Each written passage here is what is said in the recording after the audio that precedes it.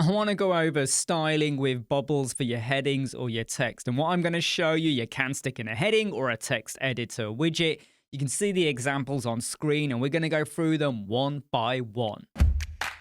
This isn't that complicated. We are using a bit of HTML and a bit of CSS, but I want to show you how the HTML, well, you can tinker with it to make it work for you. At the top over here, we have a heading. You can see what we've got over here. It just says, put your text inside of bubbles. Now, normally you would go and write it in, and like I said, you could do this inside of a text editor as well.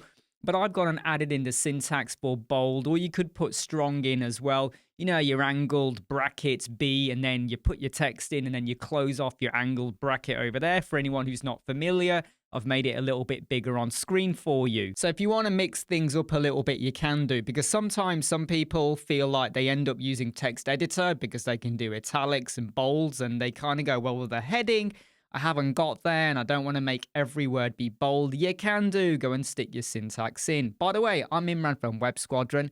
Make sure you sign up and join our YouTube channel for exclusive videos, and go and check out our courses and guides if you want to get more out of Elementor WordPress to help you, your client, and your business.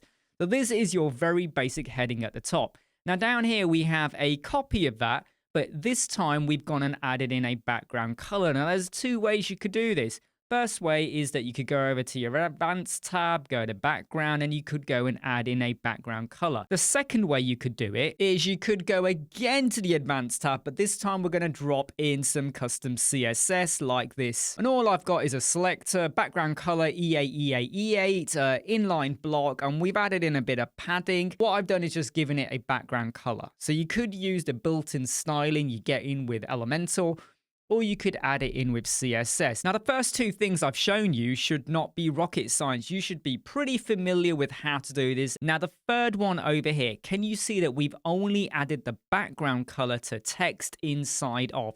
And this is where we are now changing what we're adding into the heading in terms of the syntax. Again, I've zoomed in to make things a little bit clearer. So what we've got is put your, and then I've got span class equals bubble free. Now, you're probably wondering, why have you called it bubble free? You'll notice later on, because I used the word bubble or class name bubble 2 and bubble free.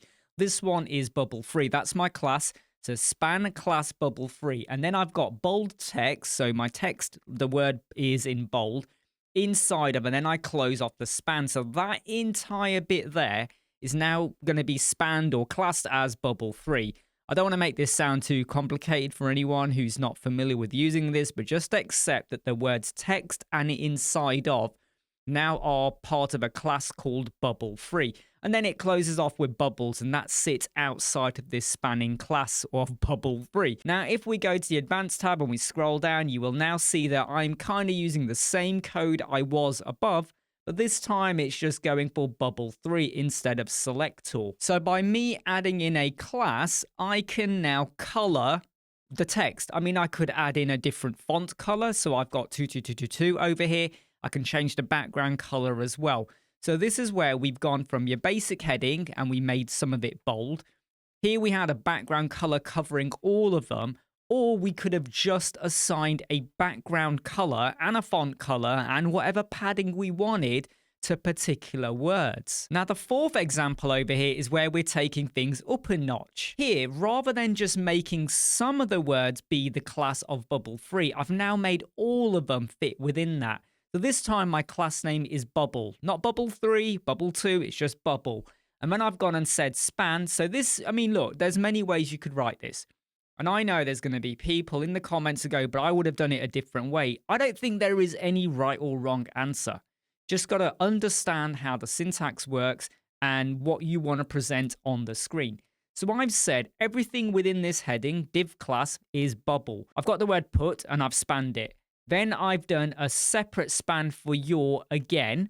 Now you're going to wonder, why am I doing this? Why are you breaking out each individual word into a span? Can you see what we have over here, though, before I jump into it? We have bubbles around each of the words, except over here, text inside of.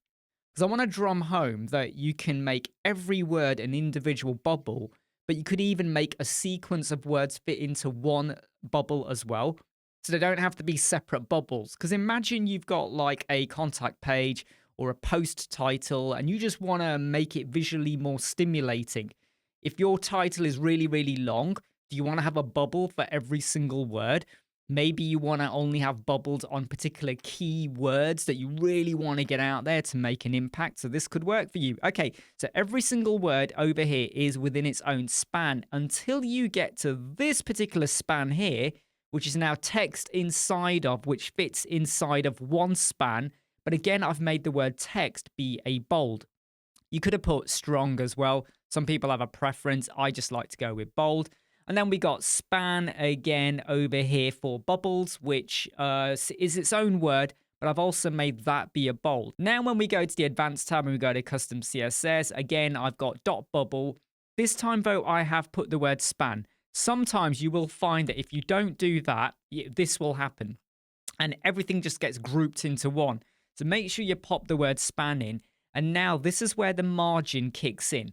So if I was to go and do this, this is now going to be 20 pixels top and bottom.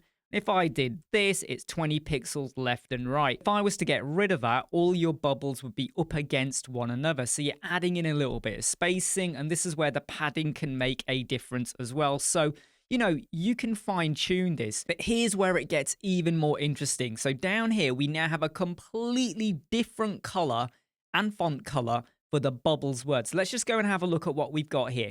This is now very similar to what we had above. So we've got div class bubble. So everything is going to be the bubble class. I've got put, I've got your in their own individual spans because I want to make them be individual bubbles. We then got span over here, which is text inside of. Again, it's within the bubble class, but it's within the same bubble. And I've made the word text be bold. But over here, when we get to the actual bubbles word, now I've gone and introduced another class. So everything is bubble, but the bubbles word, I probably should have picked a different word, right? I mean, just to make it easier for everyone. So I apologize for that. But this is now the class of bubble 2. Let's go to the advanced tab, go to custom CSS. And what you're going to see is I've now just replicated what I had above with the bubble. You know, the background color, the font color, the padding, the radius, all of that. Everything is the same. And then down here, I've got a separate class for bubble 2. Again, I'm using span. If you don't use that, it might not look right. And this is where I've got a different background color and a different color. Some of you are going to say, well, you didn't have to repeat yourself over here. You could have just done it once and then just specified the colors. I want to keep this really simple for a lot of people because I could do that. But for anyone that's quite new to using a bit of CSS or adding syntax into their headings, I want to just keep this really easy. So yes, you could have stopped yourself from repeating it, but sometimes this actually gives you more power because if I was to now go over and change this to be 20, it will only do it for bubble 2. So maybe you want to make a bigger impact with certain bubbles. Well, now you can. I'm going to stick this particular CSS in the video description. I'm not going to stick all of them because it might overcomplicate things, but I would recommend that you take a screenshot of this particular code or write it down or try and play around with it yourself or understand it. Because once you start to use a bit of span and classing within your headings, you can make them be so much more interesting than just your standard text. I'm Imran from Web Squadron. I hope you like, subscribe, share, and follow. Go and join and sign up for our channel. See you soon. Take care. Bye.